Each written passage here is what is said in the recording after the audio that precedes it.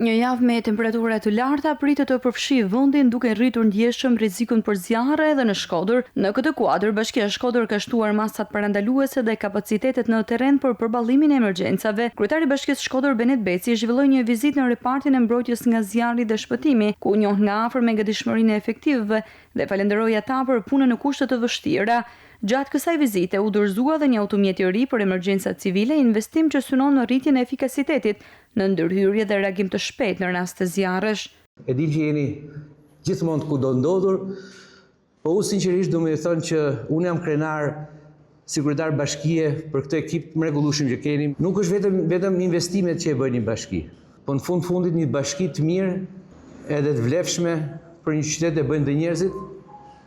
Për mu njerëz si puna juaj që i dalin rrezikur përpara, që jeni gjithmonë të gatshëm në sakrificë për me ju gjend, edhe kjo është me thënë drejtën për mu një rezultat relativisht i mirë që kemi pas si bashki për ekipin që keni.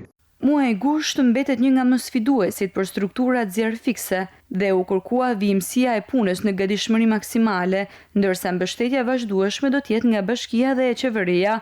Në përfundim, Beci theksoi profesionalizmin dhe sakrificën e zjarrfikësve, duke nënvizuar rolin kyç në mbrojtjen e jetës së qytetarëve dhe pasurive publike e natyrore.